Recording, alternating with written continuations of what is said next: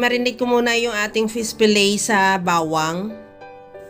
Lagyan ko rin ng paminta, asin, at maglagay na rin ako ng calamansi juice or lemon juice.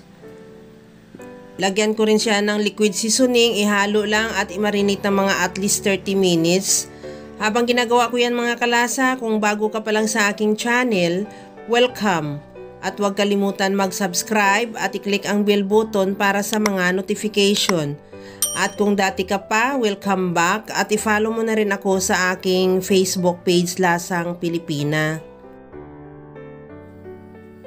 Maglagay ng mantika sa kawali at painitin at iprito ko na rin yung isda natin at i-coat ko muna siya sa harina bago ko siya iprito.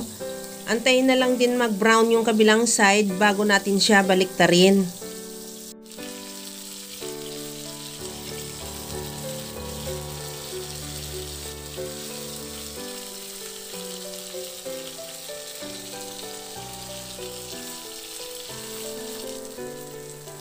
Pagkaluto na rin yung kabilang side, tanggalin muna natin yan sa kawali at i-set aside. Sa disim na kawali, maglagay lang ako ng butter, itunawin, at igisa ko na rin dyan yung bawang.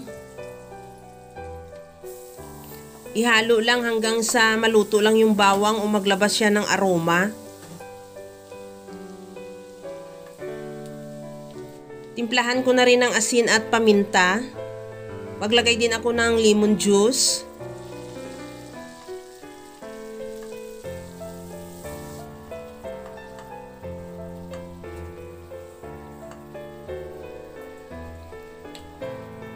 Maglagay na rin ako ng spring onion.